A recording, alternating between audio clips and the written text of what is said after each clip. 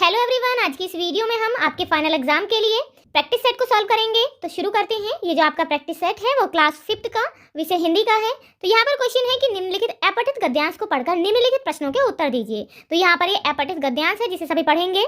होली का त्योहार फाल्गुन मास की पूर्णिमा को मनाया जाता है। इसे 2 दिन मनाते हैं। पहले दिन शाम को होलिका दहन करते हैं और दूसरे दिन सुबह सभी लोग रंग गुलाल आदि से होली खेलते हैं। बच्चों के लिए यह त्योहार बहुत महत्व रखता है। वे एक दिन पहले ही बाजार से अपने लिए तरह तरह की पिचकारियां एवं गुब्बारे लाते हैं। बच्चे गुब्बारों और पिचकारियों से अपने मित्रों के साथ होली का आनंद उठाते हैं। गुब्बारों में पानी भरकर एक दूसरे पर फेंकते हैं। हमें ऐसा नहीं करना चाहिए। इस दिन बच्चे बड़े व बूढ़े सभी भेदभाव भुलाकर एक दूसरे से गले मिलते हैं। होली हमारे अंग अंग को उमंग और उल्लास से भर देती है। इस त्योहार पर चारों तरफ प्रसन्नता का माहौल रहता है। अब यहाँ पर इस गद्यांश से क्वेश्चन किए गए हैं जिनके आपको इसमें से आंसर ढूंढ यहाँ लिखने हैं। तो क्वेश्चन है होली का त्योहार कब मनाया जाता है? तो कब मनाया जाता है? फाल्गुन मास की पूर्णिमा को। तो यहाँ लिखेंगे होली का त्योहार फाल्गुन मास की पूर्णिमा को मनाया जाता है। अब यहाँ पर अगला क्वेश्चन है उपरोक्त गद्यांश में से कोई 2 सर्वनाम शब्द छांट कर लिखिए। तो यहाँ पर जो है आपको कोई भी 2 सर्वनाम लिखने हैं। तो जैसे कि इसे, यह, वह, हमारे आदि सर्वनाम है। तो आप यहाँ से जो है इस गद्यांश से कोई भी 2 सर्वनाम यहाँ पर लिखेंगे। अब क्वेश्चन है कि रिक्त स्थान भरिए। होली हमारे अंग अंग को और से भर देती है। तो किस किस से? अंग अंग को उमंग और उल्लास से भर देती है, यानी कि उत्साह और खुशी से भर देती है। होली पर कैसा माहौल रहता है? तो कैसा रहता है? अब जैसे कि होली आने वाली है, होली पर चारों तरफ खुशियों का माहौल रहता है, यानी कि प्रसन्नता का माहौल रहता है। अब यह प्रश्न है कि इस गद्यांश का उचित शीर्षक दीजिए। तो यहाँ पर आपको अपने अकॉर्डिंग कोई भी शीर्षक देना है। जैसे कि इसका शीर्षक हो सकता है होली का त्योहार।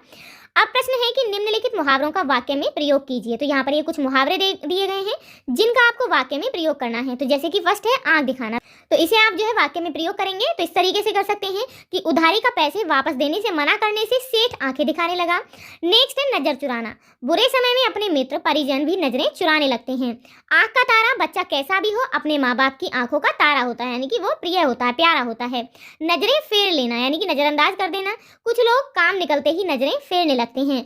आंख पर पर्दा पड़ना, ममता की आंखों पर पर्दा पड़ गया है, उसे विनय का झूठ नहीं दिखता है। तो इस तरीके से आप इन्हें वाक्य में प्रयोग करेंगे। अब प्रश्न है कि उचित विलोम शब्द छांटकर शब्द पर गोला लगाइए। तो यहाँ पर जो फर्स्ट है मान, तो मान का विलोम शब्द क्या होगा? सम्मान या फिर अपमान। तो इसका जो विलोम शब्द होगा वो होगा अपमान। नेक्स्ट है गुण, तो गुण का क्या होगा? निर्गुण या फिर अवगुण। तो गुण का विलोम शब्द होगा अवगुण। नेक्स्ट है दुर्बल, तो दुर्बल का विलोम शब्द सबल होगा। जन्म, मरण, मृत्यु, तो मरण और मृत्यु दोनों ही इसके विलोम शब्द हैं। नेक्स्ट है क्रोध, तो क्रोध का अक्रोध होगा या फिर क्षमा। तो अक्रोध और क्षमा दोनों ही इसके विलोम शब्द हैं। तो आप दोनों पर यहाँ पर गोला बना देंगे। अब यह प्रश्न है विशेषण और विशेष्य छांटिए। तो यहाँ पर फर्स्ट है हमने बहुत स्वादिष्ट खाना बनाया था। तो यहाँ पर विशेषण है स्वादिष्ट, जो कि किसकी विशेषता बता रहा है? खाने की। तो यहाँ लिखेंगे विशेष्य है खाना। यह छात्र प्रथम आया है। तो यहाँ पर जो है यह शब्द जो है ये विशेषण है और छात्र कौन है? विशेष्य। अब यहाँ पर है कुछ लोग बाहर खड़े हैं। तो यहाँ पर कुछ शब्द जो है ये विशेषण है और लोग विशेष्य है। मैं साफ सुथरे कपड़े पहनता हूँ। तो यहाँ पर साफ सुथरे जो है ये क्या है? विशेषण है और कपड़े जो है विशेष्य है।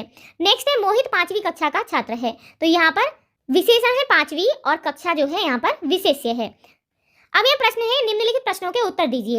आरिफ और सलीम परेशान क्यों थे? तो यहाँ पर आंसर होगा आरिफ और सलीम पर घर के बड़े लोगों ने बहुत पाबंदियां लगा रखी थी, इसीलिए वे बड़े लोगों से बहुत परेशान थे। नेक्स्ट है एक माँ की बेबसी पाठ के लेखक का नाम क्या है? तो यहाँ पर आंसर लिखेंगे आप कुंवर नारायण इसके लेखक है। नेक्स्ट है गुरुजी ने राजा से क्या बात कही थी? तो यहाँ पर आंसर होगा गुरुजी ने कहा था कि जो इस मुहूर्त में फांसी पर चढ़ेगा वह चक्रवर्ती राजा बनेगा। अब नेक्स्ट है माँ ने कोको के लिए किस चीज की और कितनी रोटियां बनाई थी? तो कितनी बनाई थी? तो माँ ने कोको के लिए 4 चावल की रोटी बनाई थी। नेक्स्ट है बेबस, शब्द बे और बस को जोड़कर बना है। यहाँ बे का अर्थ बिना है। ऐसे ही कोई 2 शब्द लिखकर, तो यहाँ पर आपको ऐसे ही कोई 2 शब्द लिखने हैं। तो आप लिख सकते हैं बेईमान, बेरहम। नेक्स्ट है कक्षा अध्यापक द्वारा ज्ञानोदय चैनल के बारे में विद्यार्थियों से चर्चा की गई है, उनकी वार्तालाप को संवाद के रूप में लिखिए। तो आपकी कक्षा में आपके अध्यापक ने ज्ञानोदय चैनल के बारे में जो भी बताया तो आप उसे अपने शब्दों में यहाँ पर लिखेंगे।